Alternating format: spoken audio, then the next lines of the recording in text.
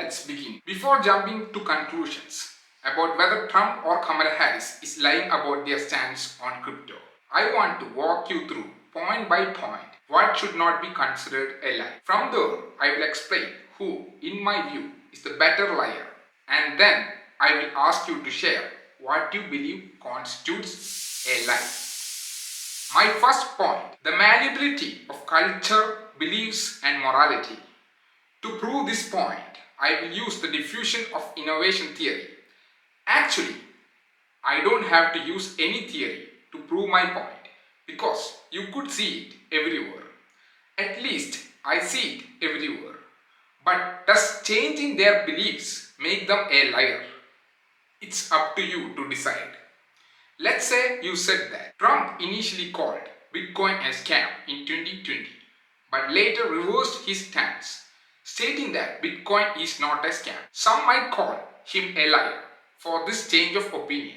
However, such accusations are unfounded and lack substance. I will explain why by referring to the diffusion of innovation theory. The diffusion of innovation theory categorizes adopters based on their willingness to adopt a new technology at different stages of its process within a social system. The percentages represented in the diffusion of innovation theory are not fixed. They can vary depending on the context in which a technology or idea spreads.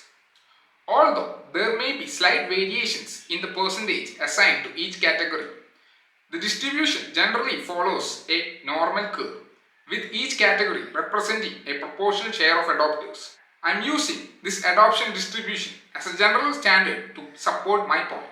Although not all innovative ideas or technologies need to achieve immediate success, nor do they have to conform strictly to this specific distribution.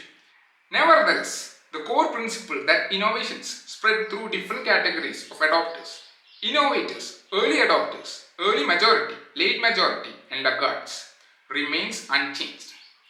We can expect overall slight variations in distribution among these categories due to the inherent meanings behind them, which influence the characteristics and behavior of each group. Otherwise, there would be no point in labeling a category that doesn't accurately represent the behavior of its adopters. Now, let's delve into the diffusion of innovation theory. First, we have the innovators, who make up 2.5% of the adoption distribution. In the innovative stage, when technology is still new, many people tend to be anxious or skeptical. Some may even resist or speak out against it without fully understanding the technology. These skeptics can sometimes be superstitious or overly cautious, fearing that new technology could be harmful. Innovators, however, are different. They are typically young, have high social status, and possess the time and resources to experiment with the new technology, regardless of the risks involved. Technology itself is neutral. It can be used for good or bad, depending on how people choose to apply it. Yet, adopting new technology always comes with some risk. And the innovators are willing to accept these risks, even if they face occasional failures. Some may view them as rash, daring, or even reckless. But innovators are usually comfortable with the uncertainty and potential setbacks that come with pioneering new ideas. The second stage is the early adopter stage, representing 13.5% of the adoption curve. Early adopters tend to be more educated, have higher social status, and enjoy greater social mobility. Unlike those who simply produce enough for subsistence, early adopters are often oriented toward commercial success. They possess key traits such as greater empathy, openness to change, an ability to handle uncertainty, and a positive attitude toward education and science. Their motivation for achievement and adaptability make them quick to embrace new technologies once they see the potential benefits. Now let's talk about Trump. Whether or not he fits these characteristics is debatable. Initially, Trump called Bitcoin a scam, likely because he didn't fully understand it at the time. However, people can change their views as they learn more. And this seems to have happened with Trump. He may now see the utility in cryptocurrency, especially as it could help him appeal to voters who are crypto investors. Opinions aren't set in stone. People have the right to change their beliefs, as they gain new information. It's important not to rush to conclusions. Over the course of 4 years, Trump's view on cryptocurrency could have evolved as he became more familiar with it. He even mentioned in a speech in Nashville that he had been studying the concept and was being informed by the top crypto investors. Changing one's opinion based on new knowledge doesn't make someone a liar. Similarly, Kamala Harris shifted her stance from talking about economic outcome to economic opportunity for the middle class, or from Soviet-era communism to modern capitalism. People may call her a hypocrite, but she simply reassessed her views and made a change. It's natural for beliefs and opinions to evolve, and it is within everyone's right to change their perspective. Trump could be seen as an early adopter rather than a laggard or part of the late majority because, despite his age, he has embraced blockchain technology. He made millions selling NFTs, holding $1 million in cryptocurrency. While older individuals often resist new technologies due to difficulties in understanding them, many eventually come around. Younger people can also be slow to adopt, but in today's fast-paced environment, adapting to new technologies is crucial for thriving in a society where most have already embraced them. The next stage is the early majority.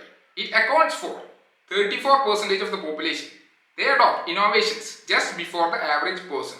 They are more cautious but still open to adopting new technologies once proven beneficial. As we uncover each stage of the distribution, we could see people accepting the novel idea or technology. This could include people who once called the technology a scam but later changed their opinion to not a scam or useful. Some might even claim that they never said the technology was a scam, despite clear evidence to the contrary. While this could be considered a lie, it's possibly they simply forgot the incident or made the statement impulsively, without much thought, due to an already overloaded cognitive state. So like this, we may change our beliefs, morality, culture over time. Now, the next stage is the late majority, which accounts for 34% of the population. They adopt after the average population, usually exhibiting skepticism and being influenced by peer pressure. Before moving forward, it is important to note that the average population comprises both the late majority and early majority, together accounting for 68% of the population. This means that, according to the diffusion of innovation theory, we can deduce that most people will accept novel ideas or technologies. So in time, people often change their minds. While their initial opinions on a new technology might have been different when it was in its early stages, they may adjust their beliefs due to peer pressure as the technology gains acceptance within their social circles. When technology becomes embedded in a society, it signifies a cultural shift within that community or society.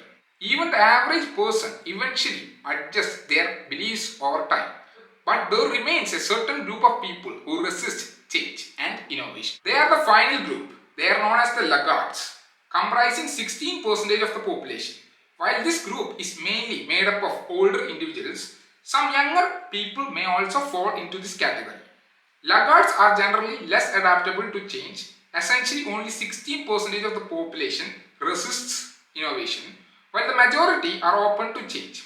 Even if the rate of acceptance varies, this resistant group will eventually diminish, as their refusal to adopt new technologies will hinder their ability to thrive in a society where these innovations are essential for survival and adaptability. The diffusion of innovation theory has faced criticism, but it is supported by substantial empirical evidence. However, I didn't use the theory to prove its validity, as all data carries inherent biases. Those who trust the data are likely biased themselves, as they must assume the researcher has conducted the study properly. This is why it's important to remain skeptical about any research and question the validity of the data. Look, we can't be certain whether Trump or Kamala Harris will follow through on their promises. We can only take them at their word. It's impossible to know if, after winning, either will actually adopt the pro-crypto stance they are claimed to support. I have an advice for you. Take care of yourself. Remember, people have varying opinions about you. Some will praise you, while others may criticize you. Even when you do good, there will be those who speak negatively, and when you falter, some might still offer support. Their opinions can shift at any moment. In the end, it's you who may feel foolish for placing your trust in them. Instead, focus on nurturing relationships with those who genuinely care about your well-being and what you do. And for those who don't know me, I don't worship billionaires or successful people. I don't believe that successful individuals are inherently smarter or more intelligent. Reality is that if you have achieved success, it means all the factors aligned in your favor, guiding you to your intended destination through those favorable conditions. This includes elements beyond your control. As Adam Smith introduced the concept of the invisible hand in the book, The Wealth of the Nation. If you don't know what the invisible hand is, this idea highlights the self-regulating nature of marketplace, where individuals pursuing their own self-interest can inadvertently promote the overall economic well-being of society. While it recognizes the external factors can influence economic outcomes, it primarily focuses on how individual actions within a free market can lead to positive benefits for society as a whole. However, I believe that acting in one's self-interest does not always translate into meaningful benefits for society. For an individual's success to truly benefit the community, the factors that contributed to that success must also be advantageous for the broader society. Conversely, the elements that lead to someone else's success may, in fact, be harmful to societal well-being. This challenges the assumption that self-interest consistently aligns with the greater good. Moreover, the factors that sustain that success must also be beneficial to society. Otherwise, they can be detrimental to the community as a whole. I would further go on to argue that factors that lead or maintain his success can affect his or her success in the long run, and factors that were seemingly advantageous at the onset were later to be found to become unfavorable for him or her to succeed and may even affect his or her survival. You have to note an important point. Success is not set in stone.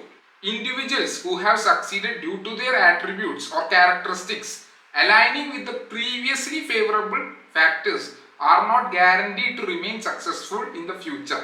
This is because favorable factors which represent favorable conditions can shift to unfavorable ones at any moment. These shifts, whether in economic conditions, technology, market dynamics, or legal and social factors, can quickly turn a successful individual into an unsuccessful one. Even if you try to employ the assumed to be your best action or strategy, even if it is developing pump and dump scheme or a Ponzi scheme, suppose it is building a good project with good intentions, you can possibly find in your sleeves. If the factors don't come favorable for you, the best action or strategy can come off as less effective, but was required by you to succeed at that moment. So your best action can fail because of unforeseen factors not being favorable for you. Not all intended actions will succeed. Only those that are supported by favorable factors translating into positive conditions will come to fruition. Therefore, you can't blame the individual alone.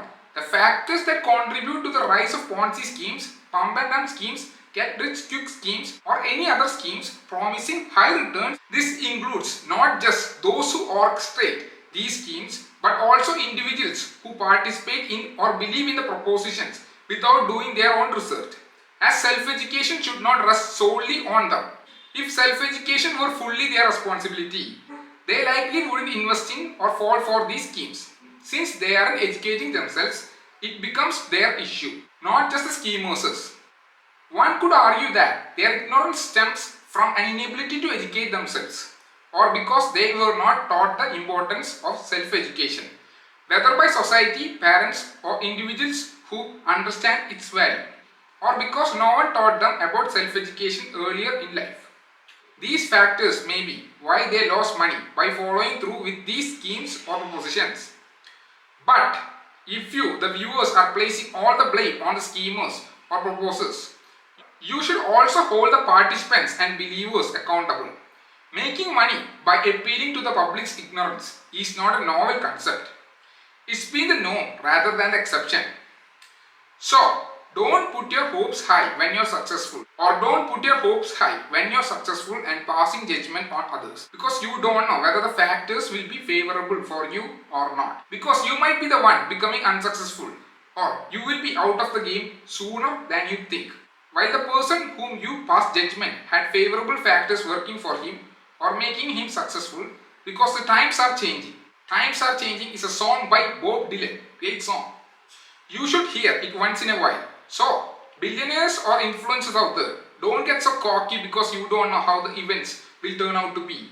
The praisers won't be praising you when you fall out of their perceived status. These admirations are temporary. As for me, I don't need any of your certification. To illustrate why favorable factors are crucial for achieving success, or why we haven't escaped the constraints of Darwinian evolution, also known as evolution by natural selection, I will conclude this video with a story, or better yet, a thought experiment. Imagine there's a burning house. Inside that house are a very intelligent person and a small child. The intelligent person is trying to find a way out. Knowing that the house will burn down in a minute or two, he identifies the easiest escape route as a small opening under the door. He believes this is the only way out. Relying on his limited working memory and the sequential information available to him, he might have arrived at a better solution if he had more time to synthesize new information. But in that moment, panic clouds his judgment. His anxiety affects his ability to effectively use his working memory in the limited time he has.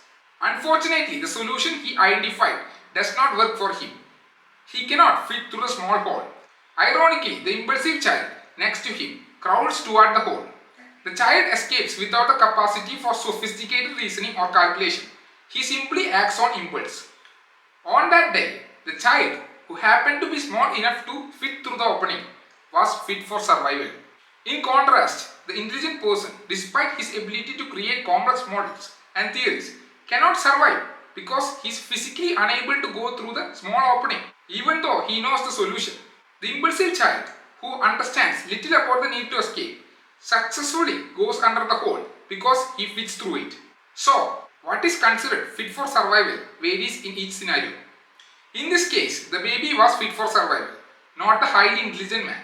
Whether you believe it or not, it was the baby who survived.